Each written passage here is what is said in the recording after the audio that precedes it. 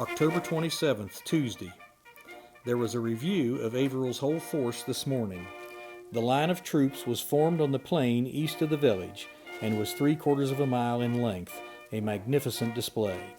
General Averell commanded the brigade, and I received the review. The riding around the line was quite a journey. The infantry was in superb condition. I have seen no neater, better drilled, nor more serviceable regiment.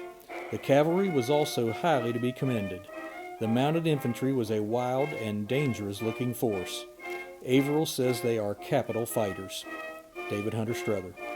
Averell leads the troops south toward the Virginia and Tennessee Railroad. Confederate General John Echols intercepts General Averell at a natural geological bottleneck, the summit of Droop Mountain in Pocahontas County.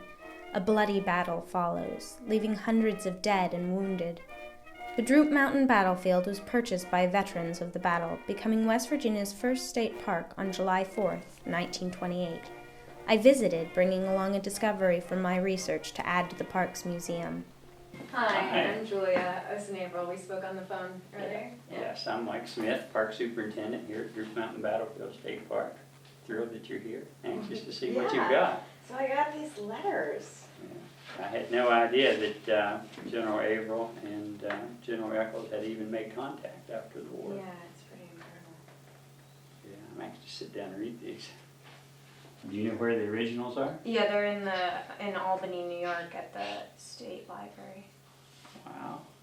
It's amazing what can be found even today, Right. almost 150 years later. Washington City, November 7, 1865. General, I would be doing injustice to my own feelings were I longer to delay expressing to you my gratitude for your letter of the 18th. You therein exhibited the magnanimity which only brave men exhibit after conflict. I desire to assure you that whatever other traits of character I may possess, forgetfulness of favors conferred is not one of them, and that I hope to have it in my power at some future day to show you that you have not formed an erroneous estimate of my character.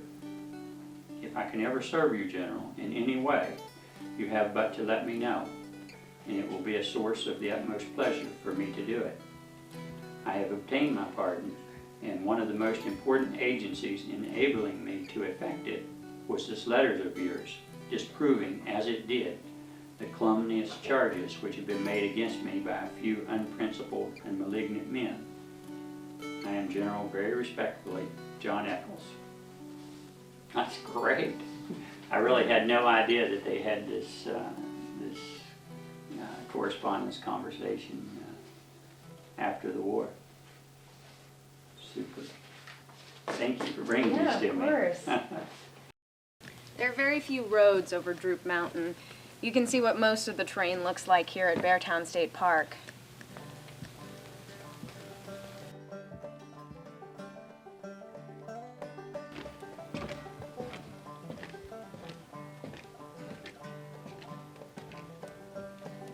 This was a critical point in the whole Greenbrier Valley because the main highway north and south came out of the little levels of Hillsborough and gained the top of the mountain along the back side of this finger ridge. It goes around each little curve up to the top of the mountain and then follows the level top of the mountain, which we're on right now, south for about 5 more miles before dropping into the big levels of Greenbrier.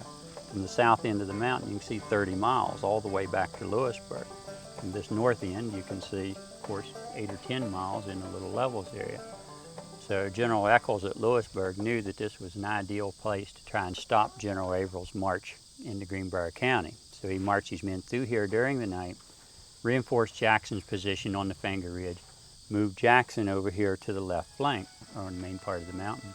Soon after the Federal artillery begins shelling, the band of the 14th Virginia Cavalry fills the fall air with the popular tune "Darlin' Nellie Gray." Sentimentality takes hold of both armies for a few moments as the shelling stops, and the men listen, perhaps thinking of sweethearts they may never again embrace.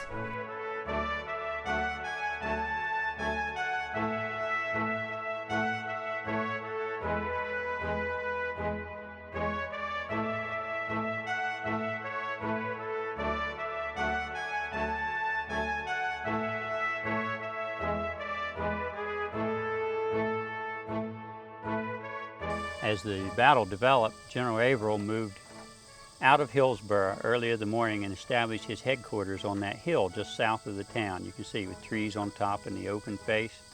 From that position, he could clearly see the highway on the other side of the Finger Ridge itself where the Confederate artillery was, and behind us here, the main ridge of Droop Mountain. The rapid concentration of Echols' army forced Averell into a premature action. Like Stonewall Jackson, he was a master in disposing his men for battle and in getting them into position for effective action at the 0 hour. Averell sent the 28th Ohio and a troop of the 14th Pennsylvania Cavalry under Colonel Moore on a 9-mile flanking march on the LaBelia Road to gain a position in the rear or left of the Confederates. Meanwhile, he kept up an annoying attack on the right with artillery and with a skirmish line and probing thrust with small bodies of dismounted troops. Boyd Stutler. Basically, the whole Confederate Army, the two wings of it, were compressed into a small area of the highway and then, of course, on the road back to Lewisburg. Battle began about 8 o'clock in the morning. By 4 in the afternoon, the Confederate Army was in retreat. Echols orders retreat. Confederates run down the 23 miles to Lewisburg. Most of the rebels continue on to Monroe County, burning the bridge over the raging Greenbrier River after they cross. Another Yankee cavalry force, led by General Alfred Duffier, arrives in Lewisburg from Charleston an hour too late to trap the Confederates.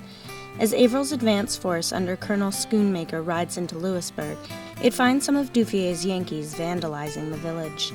Averell's forces bring order to the situation. Averell's victory broke the back of the Confederate power in the Greenbrier Valley.